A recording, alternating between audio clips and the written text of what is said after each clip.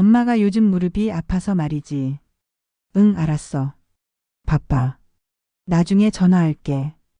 혹시 이 대답을 들은 순간 가슴이 쿵 내려앉으셨나요? 분명히 말을 걸었는데 내 말은 공기처럼 흘러가고 자식의 시선은 스마트폰 화면에 고정되어 있습니다. 평생 정성으로 키워냈는데 이제 와서 나는 마치 투명 인간이 된 것만 같습니다. 그럴 땐 화가 나기보다는 내가 이렇게 가벼운 존재가 되었나 하는 외로움이 먼저 찾아옵니다. 자식에게 짐이 될까봐 꾹 참다가도 속에서는 서운함이 파도처럼 밀려오죠. 내가 뭘 그렇게 잘못했나? 왜 내 마음을 몰라주지? 하는 생각에 잠 못 이루는 밤도 많았을 겁니다. 여러분, 저는 은빛의 해라디오의 DJ 은지호입니다. 이곳에서 우리는 함께 나이 들어가며 겪는 마음의 무게를 풀어내고 그 속에서 작은 희망과 지혜를 찾아가고 있습니다. 이 방송을 듣고 계신 분이라면 분명 비슷한 고민을 안고 계실 겁니다. 하지만 걱정 마세요. 오늘 이 이야기가 여러분의 삶의 작은 터닝포인트가 될 거라 확신합니다. 왜 자식은 내 말을 건성으로 들을까요? 그 이유를 알게 되면 서운함이 사라지고 오히려 관계를 회복할 실마리를 찾게 될 것입니다. 그런데 사실 자식이 부모를 무시하는 게 아니라 대화의 첫 단추부터 잘못 끼워졌을 가능성이 높습니다. 자식의 마음을 닫게 만드는 부모님들이 가장 흔하게 하는 실수가 있습니다.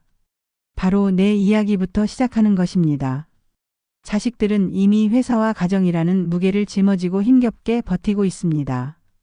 치열한 경쟁 속에서 하루를 보내고 퇴근 후에는 육아와 살림이라는 또 다른 전쟁을 치르죠. 어깨에 짊어진 짐만으로도 버거운데 나는 요즘 너무 외로워. 아빠는 무릎이 아파서 말이야.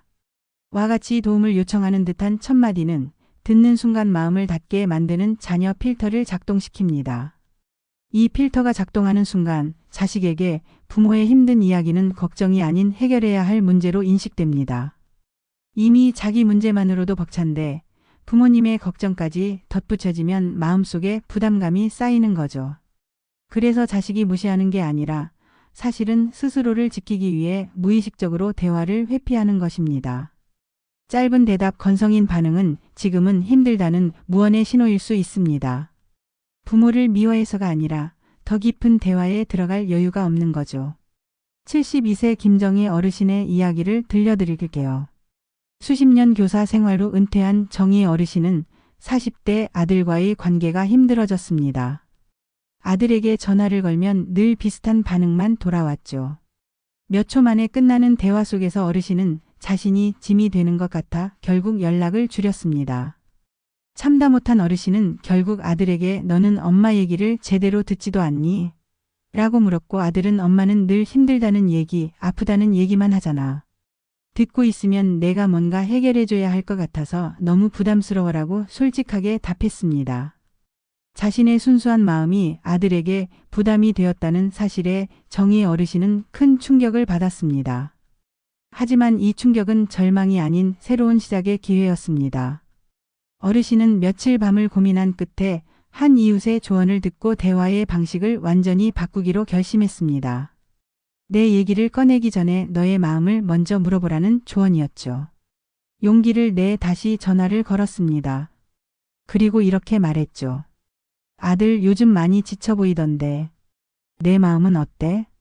잠시 침묵이 흘렀지만 이내 아들은 끙끙 앓던 속마음을 털어놓기 시작했습니다. 엄마, 사실 회사에서 너무 힘들어요. 누구한테도 말 못했는데 그 순간 대화의 물꼬가 터졌습니다. 아들은 그동안 혼자 짊어졌던 힘든 마음을 털어놓기 시작했고 정희의 어르신은 그저 그래 많이 힘들었겠구나라고 공감하며 들어주었습니다. 그 흔한 잔소리나 해결책은 꺼내지도 않았습니다. 그저 조용히 들어주는 것만으로도 충분했습니다. 그 후 아들의 태도는 놀랍게 변했습니다. 건성으로 받던 전화를 이제는 진심으로 대했고 어느 날은 먼저 전화를 걸어 엄마, 오늘 좋은 소식이 있었어요. 엄마한테 가장 먼저 말하고 싶었어요라며 기쁨을 나누기도 했습니다. 정희의 어르신은 깨달았습니다. 결국 자식이 무심한 게 아니라 내가 건넨 첫마디가 자식의 마음을 닫게 만들었을지도 모른다는 사실을요. 자식에게 무심함은 사실 부모를 미워해서가 아니라 자기 자신을 지키기 위한 방어기제였습니다. 그러나 우리는 그 무심함에 상처받고 더 큰 벽을 쌓았죠. 오늘 이 방송을 통해 그 벽을 허물 기회를 얻으셨습니다. 대화의 문을 여는 열쇠를 새로 찾으면 되니까요. 때로는 무심한 듯 던지는 짧은 질문과 그 뒤를 지켜주는 침묵이 가장 큰 지지와 사랑의 언어가 될 수 있습니다. 우리가 원하는 건 거창한 것이 아닙니다. 무시당했다는 서운함이 조금 줄고 대화 속에서 존중이 조금 늘어나는 것. 그 작은 변화가 쌓이면 당신과 자식의 관계는 충분히 새로워질 수 있습니다. 자식에게 나는 왜 무시받지? 라고 생각하기보다 나는 어떤 방식으로 말을 건넸지? 라고 돌아보는 것. 이것이 마음을 지키는 지혜입니다. 정의 어르신의 경험을 통해 우리는 중요한 사실을 깨달았습니다. 관계는 큰 소리로 다투거나 긴 설명을 하는 것이 아니라 짧고 따뜻한 한마디에서부터 달라진다는 것을요.